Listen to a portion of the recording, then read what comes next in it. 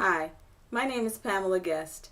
I wrote the book Artistic, The Art of Redefining a Label, so I could share the story of my son Dylan's struggles and challenges with the public school system as a student with mild autism and learning differences.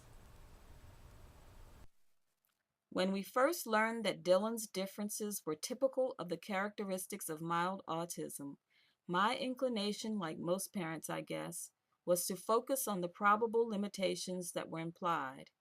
I had no idea at that time that the same behaviors that qualified him for the autism label would be the characteristics that would contribute the most to his success. I was blessed to have a support system that helped me to see beyond what appeared to be so different about my baby boy and to recognize that he was a bright and very capable individual who just happened to do things differently. In our minds, his differences didn't have to mean that he wasn't able. They meant that he was differently able, and so that's how I learned to interact with him. His preferred methods were always consistent, and as long as I presented information and ideas to him in a way that was in line with the way he received it best, I could get him to learn almost anything.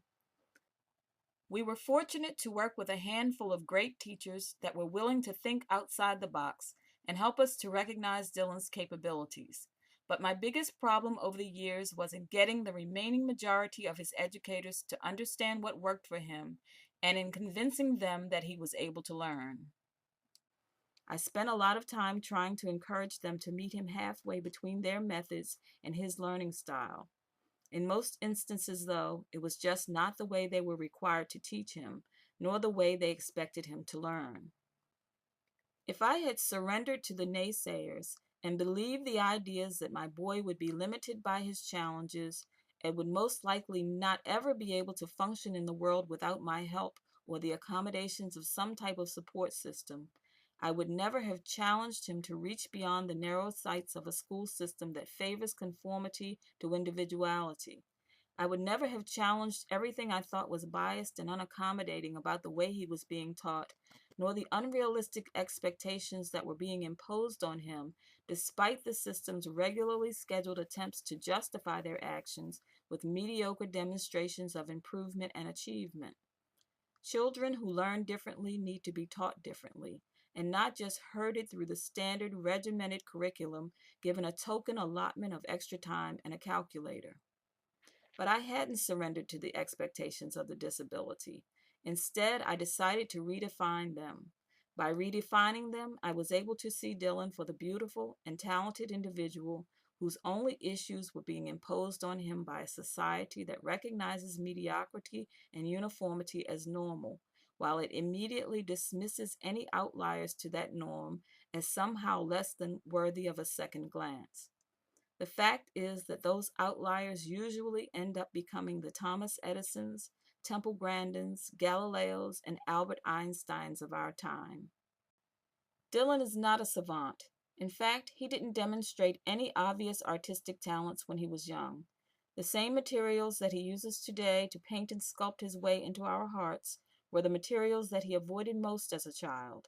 He didn't like messy things and most certainly didn't want them on his hands or clothes. Sometimes when I see him today, covered from head to toe in plaster or paint, I think back to those no mess days and reflect on the incredible amount of hard work, faith, patience, and love it took for him to get where he is now.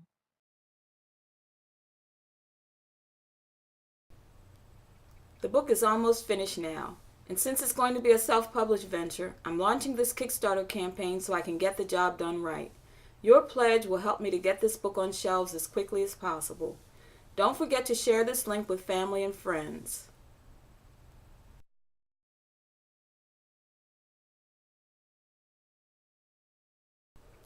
Think about it. With surveys indicating that 1 in 50 school-age children has some form of autism or other learning-based disability, you're bound to know someone who will benefit from this information.